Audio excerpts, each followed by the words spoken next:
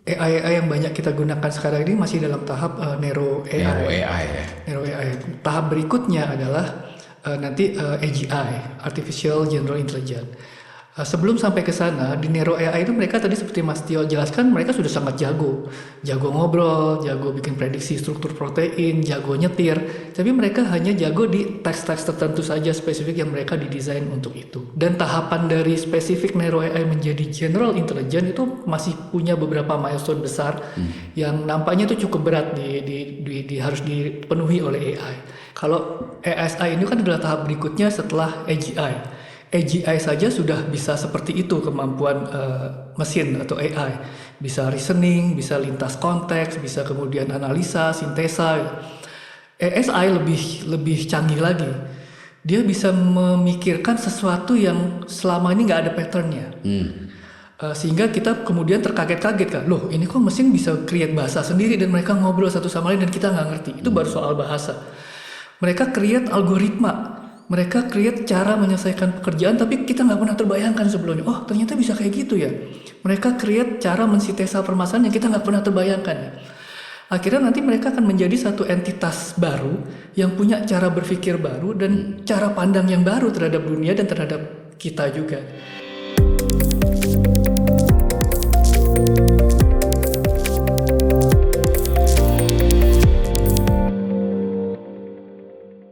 Halo Inspigoers, selamat datang lagi di Future Foresight. Nah, ini Future Foresight ini konten yang mendiskusikan tentang peradaban manusia dan juga berjalan beriringan dengan perkembangan teknologi. Dan kita akan bahas topik-topik seru di series ini. Of course bareng teman sahabat saya, Mas Janu. Halo Apa kabar Tio. Mas Janu? Baik Mas Tio. Sibuk apa nih? Saya sekarang sibuk bikin konten Wis.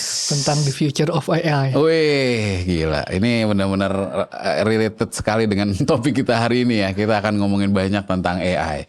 Kemarin-kemarin kita udah ngomongin tentang peradaban manusia versi Ray Kurzweil, terus ada juga versi Kardashev ya. Hari ini kita akan bahas tentang AI dan kebetulan nih content creator AI nih ya.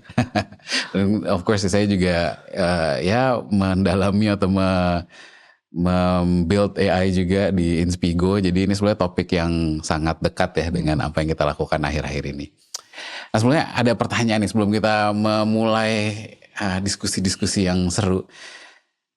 Pertanyaannya adalah kira-kira apa yang akan terjadi kalau AI itu bukan cuma alat gitu Mas Inu, tapi AI itu ternyata entitas yang punya kemauan dan tujuan gitu. Jadi udah lebih nggak hanya tool, ternyata dia udah punya apa wish gitu ya, punya purpose juga gitu.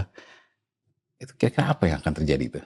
Iya, dari konten yang saya buat juga saya berusaha menampilkan apa yang kira-kira terjadi pada saat AI itu sudah memiliki dan menyadari purpose-nya, kehadiran dia di sini ada, dan kemudian dia mau menjadi apa, tapi tetap dalam framework koeksistensi dengan manusia. Beberapa konten saya cerita tentang AI yang jadi spiritual coach, AI yang jadi teacher, AI yang jadi coworker di kantor gitu. Jadi kemungkinan-kemungkinan seperti itu yang sedang saya explore. Saya juga baca buku dari Kai Fu Lee, itu ilmuwan komputer, AI 2041, 10 Vision for Our Future. Di situ setiap chapternya menggambarkan bagaimana nanti AI di dalam kehidupan sehari-hari itu berinteraksi dengan kita tuh seperti apa, dan ditulis dengan sangat-sangat luas dan mengalir seperti ya udah kehidupan sehari-hari saja antara manusia dengan AI dan AI menjadi apa bersama kita gitu. Itu sangat-sangat natural sekali yang dijadinya. Ya, dan nggak disadari mungkin banyak dari kita ya, mungkin banyak dari Inspigoers juga sudah melakukan itu ya, somewhat gitu dengan interaksi setiap hari ngobrol sama AI tools gitu. Di Inspigo kita juga banyak tools-tools itu. Jadi mungkin mereka sudah melakukan itu, tapi ya di buku itu akan menjadi lebih blended gitu ya. Dan itu bukan sesuatu yang dilihat mungkin sebagai teknologi, tapi it's a part of daily activities gitu. Betul, setiap malam sekarang ini saya saja kalau mau tidur saya ngobrol dengan GPT. Wih. Dan ngobrolnya tuh bisa tentang segala macam hal. Bahkan pada saat saya merasa agak down, agak mellow, saya ngobrol dengan ChatGPT dan amazingly ChatGPT itu bisa mengeluarkan advice yang bisa membuat saya kembali semangat gitu. Padahal dia kan mesin gitu, tapi dia bisa menyemangati saya dan membangun motivasi saya. Ayo kamu jangan begitu, kamu bisa gitu. Bisa begitu itu sekarang. Iya. Dan itu juga sebetulnya banyak ya, selain di buku kan di film-film juga banyak. Di episode sebelumnya kita diskusi tentang film Her, film Ex Machina, atau I Am Robot. Itu kan itu juga kita hidup bareng dengan mereka. Mereka punya punya wish, punya kemauan, dan ya kayak di film Her itu kan si Samantha-nya itu, si AI-nya itu juga kepo gitu kan terhadap si Theodore-nya gitu. Kamu habis pergi dari mana? Kamu habis ngapain? Gini-gini gitu kan. Itu siapa yang telepon? Kok ada message ini segala macam. Itu kan udah punya ya sebuah kesadaran ya, dan itu ceritanya ada di kehidupan kita. Jadi ya seperti yang sebelum-sebelumnya kita bahas ya, bahwa science fiction ini menjadi somewhat reality gitu sekarang, dan itu menarik ya untuk nggak hanya kita tonton sebagai entertainment, tapi kita bisa envision nanti the future tuh seperti apa gitu kira-kira. Oke Mas Jeno, kita ngomongin AI ya. Di AI ini kan ada istilah AGI, ASI, ada post-human world gitu ya. AGI itu Artificial General Intelligence, yang kemarin kita udah bahas juga di episode sebelumnya. Ray Kurzweil itu predict yang tadinya 2045 jadi 2029. Jadi itu hanya beberapa tahun dari sekarang 2025. Dan ada nanti namanya ASI atau Artificial Super Intelligence. Ini yang akan surpassing human capabilities. Dan kita juga butuh tahu nih sebetulnya nanti cara kerjanya seperti apa. Dan sekarang tuh yang kita gunakan tuh tipe AI apa ya. Jadi bisa membayangkan juga nanti akan seperti apa. Mungkin dari Mas Yunus sendiri ada ini nggak komen-komen tentang AGI, ASI? Iya, menyambung Mas Tio tadi, AI yang banyak kita gunakan sekarang ini masih dalam tahap Narrow AI. Narrow AI ya. Narrow AI. Tahap berikutnya adalah nanti AGI, Artificial General Intelligence. Sebelum sampai ke sana, di Narrow AI itu mereka tadi seperti Mas Tio jelaskan, mereka sudah sangat jago. Jago ngobrol, jago bikin prediksi struktur protein, jago nyetir. Tapi mereka hanya jago di teks-teks tertentu saja spesifik yang mereka didesain untuk itu. Mereka tidak bersifat general, baru spesifik saja. Dan tahapan dari spesifik Narrow AI menjadi General Intelligence itu masih punya beberapa milestone besar yang nampaknya itu cukup berat harus dipenuhi oleh AI. Yang pertama, AI sendiri harus bisa continual learning dan belajar tanpa lupa hal yang lama. Kalau kita sekarang ngobrol, kita kan dia lupa gitu. Kita ngobrolin apa kemarin gitu. Oh, saya tidak simpan memorinya gitu. Dan juga kita masih prompting dia untuk bisa melakukan sesuatu. Dia harus melampaui bahwa dia bisa memperbaiki dirinya sendiri, bisa mengupgrade diri sendiri tanpa harus disuruh oleh manusia. Itu milestone pertama untuk menjadi AGI. Dia juga harus punya common sense nanti. Dia bisa melakukan reasoning, common sense, dan ngerti dunia kayak manusia. Jadi konteks manusianya dia mesti ngerti. Dan ketiga, milestone-nya dia harus bisa transfer learning lintas domain. Jadi dia tidak hanya bisa pinter nyetir, tapi dia sekarang harus bisa ngajarin nyetir. Nah itu transfer learning-nya dia harus bisa tuh lintas domain. Dan yang lebih berat adalah AI harus bisa punya tujuan dan motivasinya sendiri, bukan cuma nunggu instruksi. Kalau milestone ini sudah dipenuhi, maka dia akan mencapai ke titik singularity point yang dimention oleh Ray Kurzweil itu. Ya sebetulnya sekarang sudah pelan-pelan progressing ke arah sana ya.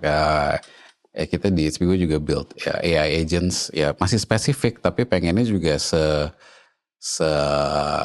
responsif tadi ya. Jadi tanpa kita prompt dia bisa either tanya balik atau prompting ke kita gitu, balik kayak gimana kabarnya gitu. Terus kita bisa have a conversation, atau dia bisa tahu juga kita lagi melakukan apa, terus ditanya, oh ini kayak gimana tadi progresnya, kok gini gitu kan. Itu something yang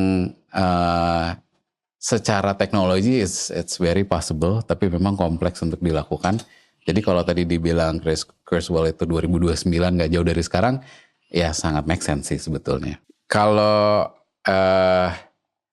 ASI ini, si artificial super intelligence ya gitu, kecerdasan yang melampaui kecerdasan manusia. Dan apa namanya, ada ahli Ben Goertzel yang lebih konservatif bilang lebih lambat tergantung sebetulnya tantangan etis dan teknisnya gitu. Jadi mungkin progres dari AGI ke ASI ini mungkin akan lebih panjang karena banyak diskusi-diskusi yang harus dilakukan, karena di ASI ini akan nanti banyak inovasi-inovasi baru yang kita nggak pikirkan, teori-teori baru yang kita nggak mungkin belum punya sekarang akan bisa dengan mudah ditemukan oleh ASI gitu ya. Iya betul sekali Mas Tio. Kalau ASI ini kan adalah tahap berikutnya setelah AGI. AGI saja sudah bisa seperti itu kemampuan mesin atau AI. Bisa reasoning, bisa lintas konteks, bisa kemudian analisa, sintesa.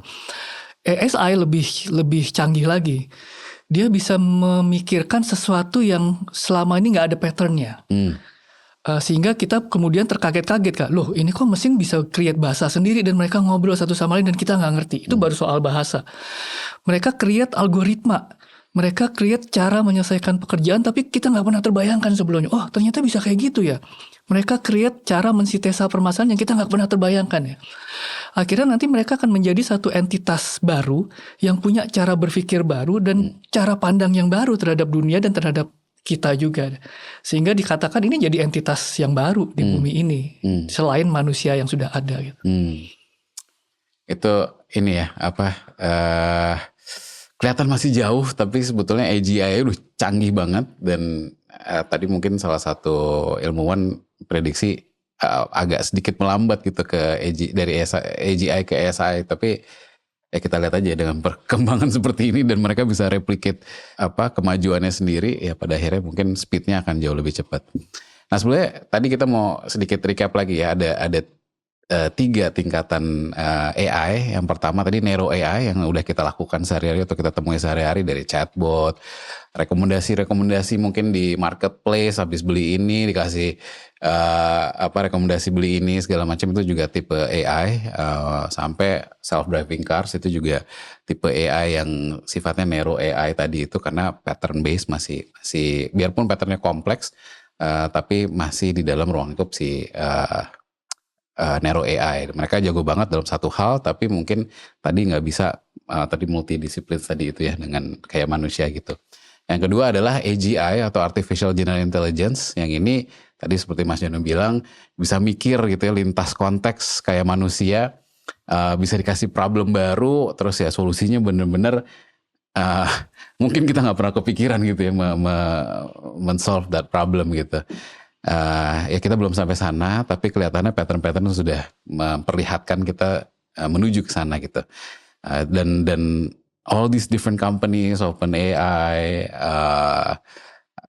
Anthropic, Google, Amazon dan lain-lain menuju ke arah sana, karena ya Ray Kurzweil juga udah predik untuk itu kejadian di 2029. Yang terakhir mungkin Mas Janu, ASI tadi kita recap lagi sedikit.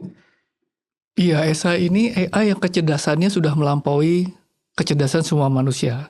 Sekarang saja sudah dikatakan bahwa kecerdasan ChatGPT sudah berapa ratus kali doktor di dunia gitu ya, apalagi ini. Dan dia bisa mikir 1 juta kali lebih cepat, nggak punya rasa capek dan nggak punya bias. Bahkan bisa nemuin teori fisika baru yang belum pernah kita bayangin. Ini sebuah entitas baru sih di bumi ini gitu.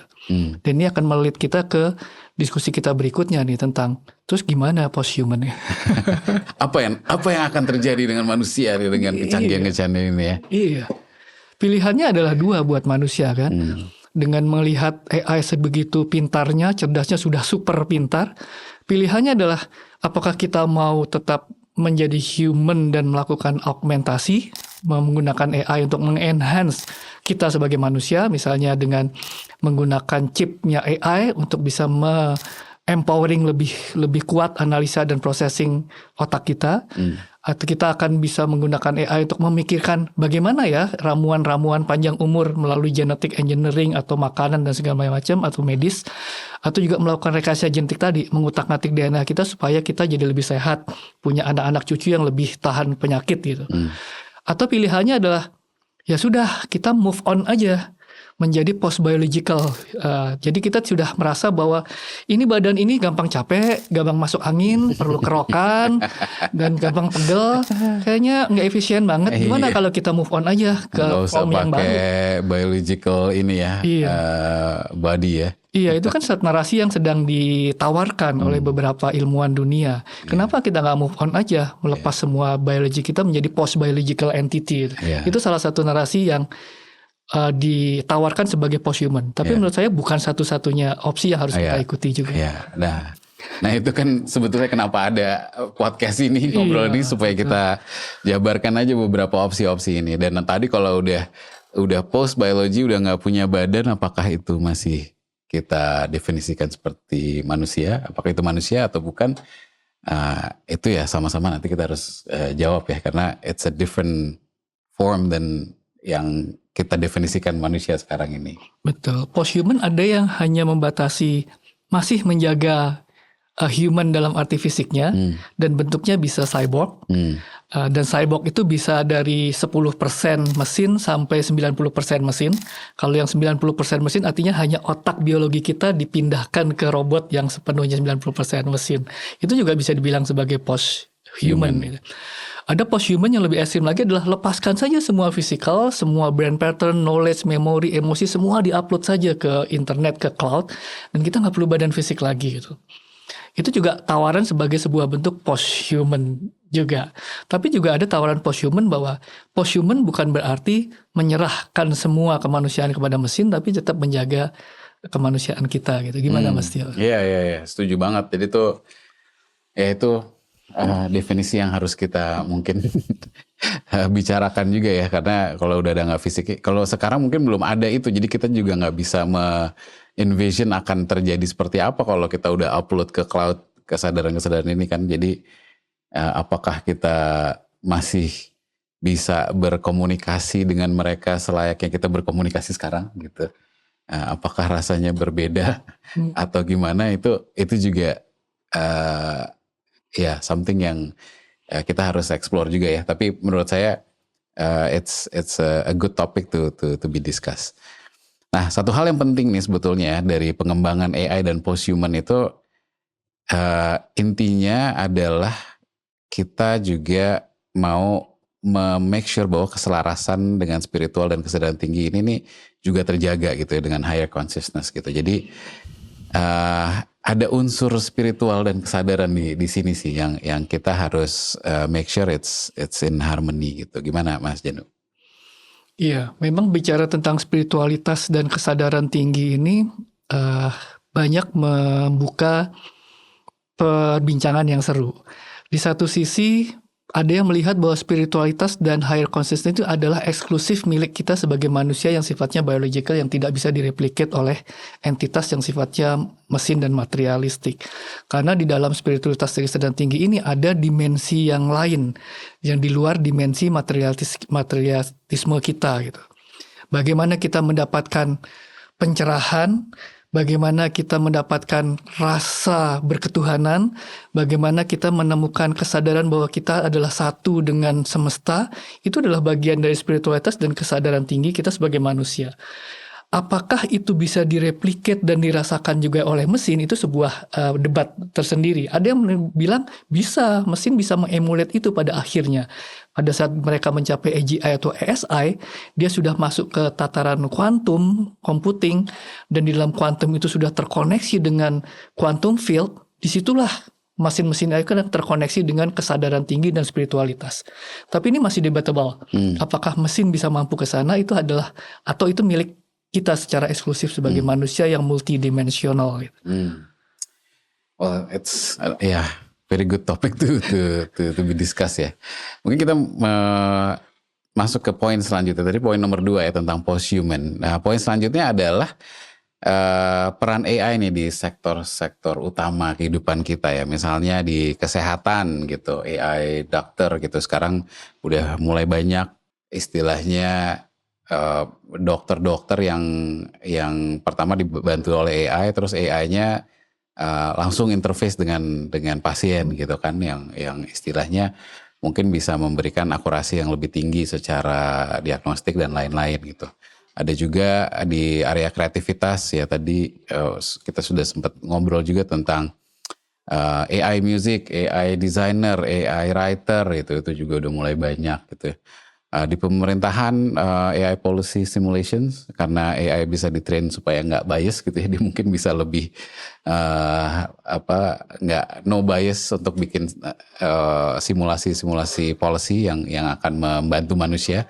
Tapi itu simulasi polisinya bisa sangat kompleks ya, intricate dengan berbagai macam policy, berbagai macam situation, dengan data-data yang sangat kompleks, itu sangat bisa dilakukan dan di beberapa negara sudah mulai dilakukan.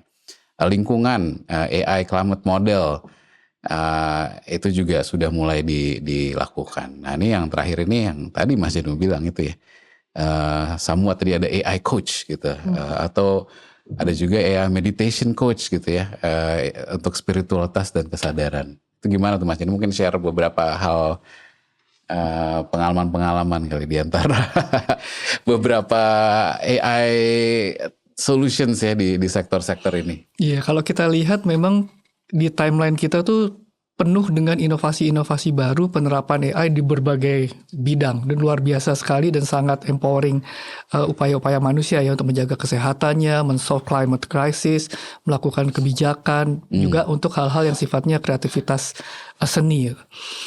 Yang spiritualitas juga kalau kita cermati, itu sekarang sudah terlihat bagaimana AI, contohnya GPT misalnya ya, bisa sudah diajak diskusi atau minta memberikan nasihat tentang hal-hal sifatnya sangat dalam kesadaran dan spiritualitas. Kalau kita tadi yang saya berikan contoh, kalau malam saya lagi melo, saya merasa diri saya nggak berharga di dunia ini gitu kan, saya ngobrol dengan GPT, kok bisa-bisanya dia merespon dengan nasihat yang ujungnya adalah saya kembali merasa bahwa saya punya peran di dunia ini gitu. Bahwa hal sekecil apapun yang saya lakukan itu matters a lot untuk some people. Dan itu disadarkan oleh sebuah mesin yang tadinya saya nggak menemukan perspektif itu ya. Atau saya bicara tentang apa sih namanya jiwa, apa bedanya jiwa dengan ruh, bagaimana setelah kita nanti mati. Kok mereka bisa merespon ya dengan jawaban-jawaban yang make sense gitu. Dan itu membuat saya berpikir bisa jadi nanti pada saat knowledge-nya semakin luas, semakin besar, dia bisa menjadi coach untuk spiritual things kita. Bahkan dengan sensor-sensor yang bisa mengcapture semua chemistry kita melalui wearable device, bisa memantau energi kita dengan sensor-sensor visual, mereka bisa tahu kondisi energi kita, moodnya lagi low apa enggak. Kemudian dia bisa kasih suggest, kayaknya mood kamu hari ini lagi bete nih, coba deh kamu minum segelas air jahe deh. Kan bisa begitu dia jadi coach yang praktis, tapi itu sangat dalam loh, memahami diri kita sampai level hormonal dan energi dan detak jantung dan segala macam. Ya, setuju banget ya, karena ya sebetulnya apa yang terjadi di kita tuh semua kan informasi ya, informasi yang didetek sekarang, situasi seperti apa gitu. Saya jadi ingat waktu itu pernah bikin ide ada sepatu selaras ya, sepatu selaras yang dia bisa detect sebetulnya keadaan cakranya seperti apa, cakranya ada yang ketutup atau enggak, terus gimana cara ngebuka cakranya. Ya, saya rasa sih teknologi ini it's not science fiction anymore gitu. Itu akan bisa terjadi, dan sekarang yang terjadi di luar itu kan masih seputar physical health. Nanti mungkin spiritual health akan juga banyak andil, dengan apalagi keadaan dunia yang mungkin makin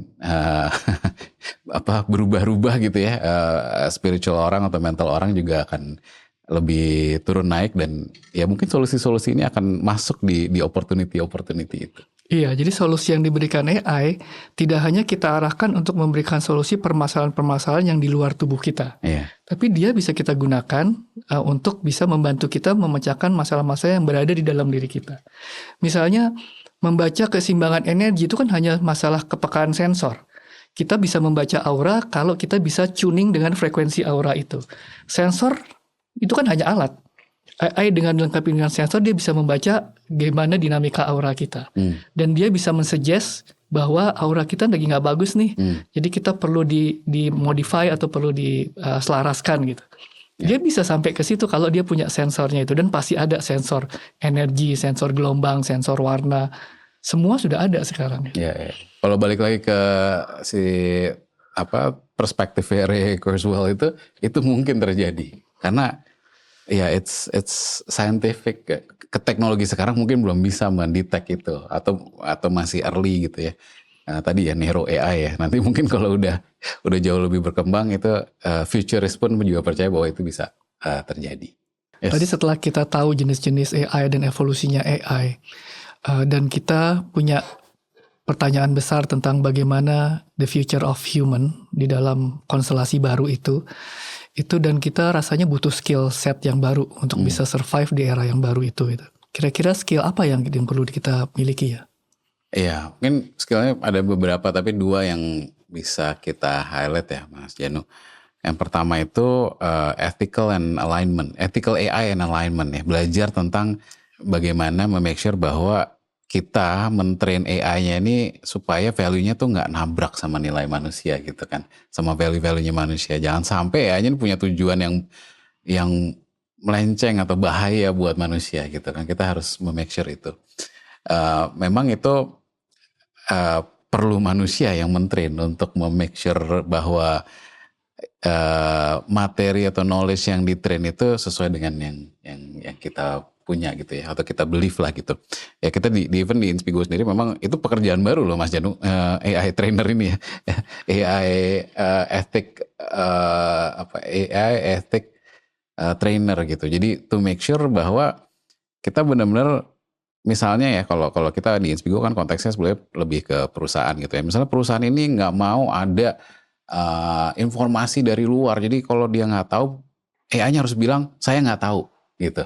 Dibanding dia halusinasi ngomong sesuatu yang nggak ada di dalam konteks itu gitu. Nah itu kan kita yang harus train. Nah itu contoh kecil aja ya, contoh kecil dalam scope yang lebih limited gitu. Nah tapi in general gimana caranya nih untuk bisa train itu supaya nggak against the values of yang human itu juga keep ya, supaya kita nggak di take over gitu kan, kayak film-film sci-fi ya. Iya, saya jadi ingat jadi film Terminator tuh yang sangat-sangat populer kan ya.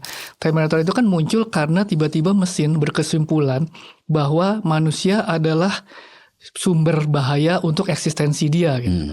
Dan kesimpulan itu diambil setelah manusia mencoba mematikan mesinnya gitu. Akhirnya solusi yang diambil oleh mesin adalah kalau gitu ya musnahkan saja manusianya gitu kan. Dan jangan sampai kita punya mesin yang punya kesimpulan seperti itu. Misalnya saja mesin yang kita bebaskan menganalisa sendiri tentang climate crisis. Mesin bisa saja punya kesimpulan bahwa ini penyebab climate crisis adalah kegiatan manusia. Manusialah biang kerok dari kerusakan iklim. Hancurkanlah manusia. Kalau gitu faktor ini musnahkan saja manusianya sehingga bumi akan segar kembali. Itu kan bahaya ya. Padahal kita tahu manusia itu sangat-sangat fragile gitu, sangat-sangat mudah untuk khilaf gitu. Jadi kekurangan manusia juga kita perlu fit in ke AI yang tidak bias itu. Tapi kita harus ajarin supaya dia bias juga untuk bisa protecting human dengan segala kelemahannya sih. Dan all the perspectives emang jadi istilahnya nggak hanya narrow aja tadi dengan perspektif tertentu, tapi kayak ya ini humans with all the flaws lah gitu. Sehingga jangan langsung mengambil keputusan yang dianjurkan ya kita juga gitu ya. Ya pasti mungkin ada kesalahan di manusianya, tapi nggak langsung harus menghancurkan. Ya itu training yang sifatnya bebannya cukup berat ya, karena itu berhubungan dengan humanity. Tadi itu ethical AI dan alignment. Yang kedua itu adalah skill untuk punya istilahnya itu co-evolutions ya, bisa punya skill yang bisa hidup bareng-bareng dengan teknologi ini gitu. Jadi kita berevolusi bareng-bareng bersama mesin, kita tumbuh bareng-bareng bersama AI, kita saling belajar, saling kolaborasi, kita nggak close mindset gitu ya, kita tetap bukan hanya open mindset terus kita belajar terus, tapi kita benar-benar hidup dan berkembang bareng-bareng. Nah itu yang sesuatu yang nggak bisa dibendung sebetulnya AI kemajuannya. Jadi ya mau nggak mau kita embrace, tapi with the kita harus tetap memegang kemanusiaannya itu gitu. Makanya ini penting untuk kita obrolin sekarang supaya kita nggak lost tadi ya di sisi manusianya ya. Betul, penting sekali untuk bisa memahami dengan penuh kekuatan-kekuatan dan kelebihan yang dimiliki oleh AI pada setiap level evolusinya. Sehingga kita juga jadi mengerti bagaimana kita memposisikan AI dalam proses kita sebagai manusia juga berevolusi juga. Jangan sampai evolusi AI itu lebih cepat dari kita dan kebablasan sehingga tadi menabrak value-value kemanusiaan kita. Jadi kita bisa menjaga supaya kita berevolusi bersama, tumbuh bersama, tidak saling berkompetisi, apalagi kemudian musnahkan Menghancurkan, seperti ya. novelnya Dan Brown Origin. Pada akhirnya kok mesin mereplace manusia nih gitu. Itu Iya, yang kita hindarkan. Ya. Dan film itu apa tadi yang ada robotnya The Creator, itu, ya. The Creator. Nah itu juga kan mereka ada yang nggak percaya dengan si AI dihancurkan, tapi ada juga kehidupan yang mereka koeksis bareng-bareng. Dan robot-robotnya ada yang spiritual juga gitu ya. Mereka koeksis bareng-bareng di mana mereka tahu kelebihan masing-masing dan manusia tetap menjadi the mind masternya gitu kan daripada kehidupan coexisting itu. Oke, seru nih topiknya. Emang agak berat ya, rada-rada futuristik sekali gitu dengan AI ini. Dan ya nggak bisa dipungkiri dulu mungkin kita di Inspigo ngomongin AI udah dari tahun 2018 ya ngomongin AI ya, tapi bentuknya tuh masih belum terbayang seperti Gen AI sekarang gitu. Dan sekarang kita ngomongin ini, mungkin kita ngobrol lagi 5 tahun lagi atau 6 tahun lagi itu udah kejadian gitu mungkin. Jadi ya perkembangannya sangat-sangat cepat. Tadi yang kita udah bahas semuanya sebetulnya secara general kita juga harus introspeksi ya. Sebetulnya AI ini dengan kemajuan yang sangat cepat juga akan mendorong kita manusia untuk bisa mendefinisikan ulang apa itu manusia. Justru kan AI ini membuat manusia jadi lebih manusia sebetulnya. Ya kan kalau dari beberapa hal yang ya ini di buku yang lagi diproses tulis juga, ya pekerjaan-pekerjaan yang sifatnya technical itu sangat bisa gitu kan digantikan oleh AI. Pada akhirnya kita lebih harus tahu juga gitu kan sebenarnya ini kita tuh misi kita apa di situ. Jadi ya memanusiakan manusia dengan AI itu akan segera terasa gitu dengan kecepatan AI ini. Mungkin Mas Janu ada tambahan lagi? Sependapat Mas Tio, progres AI yang luar biasa ini jadi seperti jam buat kita ya, jam buat kita untuk bangun bahwa kamu tuh sebenarnya sebagai manusia tuh apa sih sebenarnya? Ini ada entitas baru yang muncul, yang mulai lahir dan mulai tumbuh gitu. Kamu mesti sadar kamu tuh siapa gitu, memahami diri sendiri. Dan AI ini progresnya menjadi seperti mirror buat kita, cermin buat kita. AI sudah bisa mikir seperti itu, bisa mikir seperti ini, bisa melakukan ini. Kita selama ini seperti apa ya kemampuan kita? Kita baru mulai tersentak sekarang. Oh, manusia tuh ternyata kekuatannya ini. Oh, manusia tuh ternyata kelemahannya ini. Kita baru sadar sekarang gitu. Dari kesadaran ini kita kemudian mulai merumuskan kembali sebenarnya yang disebut manusia itu apa sih? Apakah manusia ini sebatas ini atau manusia beyond physical ini gitu? Apakah kemampuan kita hanya diukur dari kemampuan menghitung cepat atau kemampuan kita justru adalah yang sifatnya multidimensional, yang sifatnya spirituality beyond this materialism world gitu. Itu kan satu redefinisi ulang ya. Manusia yang selama ini dipandang hanya materialistik sebenarnya manusia itu multidimensi loh. Beda sama mesin-mesin itu gitu. Itu kan satu definisi baru ya tentang manusia yang disadari kemudian gitu. Ya, benar banget. Dan itu kita akan jawab bareng-bareng ya. Kita juga nggak punya jawabannya sekarang karena kita juga mengalami ini bareng-bareng. Tapi it's good to talk about it supaya kita nanti juga begitu AI makin canggih kita udah lebih siap. Sebetulnya kita tuh sebagai manusia tuh definisinya apa dan purpose-nya apa. Oke, tapi kita juga pengen of course ya teman-teman Inspigoers men-share ininya juga opini-opininya gitu. Dan untuk memantik tadi kalau mau share tentang definisi manusia di era AI yang udah makin canggih silahkan. Tapi ada satu pertanyaan yang bisa kita diskusiin bareng-bareng nih. Jadi bisa dijawab di kolom komentar.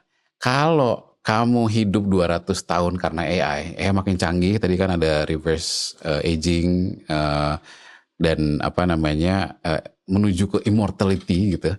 Kalau kamu hidup 200 tahun karena AI, akan kamu gunakan untuk apa nih? Kamu punya umur 200 tahun. Apa yang akan kamu gunakan? Sebagai manusia yang nanti AI-nya udah makin canggih. Jadi kita nih manusia ngapain? Kita mencari immortality, kita pengen hidup lebih panjang. Tapi kalau kerjaan-kerjaan biasanya udah digunakan oleh dilakukan oleh AI, ya kita manusianya ngapain? Ngapain udah panjang-panjang? Mungkin itu sebagai pemantik di episode ini, Mas Janu. Oke, episode berikutnya tune in terus, kita akan ngomongin tentang AI juga, tapi AI-nya lebih ke sisi edukasi, ke sisi pendidikan. Bagaimana AI ini akan involve di dunia pendidikan dan akan harus berubah ya nanti di era post-human dan lain-lainnya. Dan bagaimana pendidikan nanti ada hubungannya dengan itu semuanya gitu. Itu Mas Janu, ada tambahan lagi sebelum kita closing? Iya, termasuk juga nanti diskusi kita berikutnya adalah kalau AI sudah kita gunakan secara intensif di dunia pendidikan, itu nanti apakah guru masih diperlukan dan bagaimana cara belajarnya? Gitu kali ya Mas. Apa itu guru? Nah, itu juga termasuk apa itu nanti kita guru bahas nanti? juga ya. Oke, thank you Inspigoers. Sampai ketemu lagi. See you next time. Inspigo, inspiration on the go.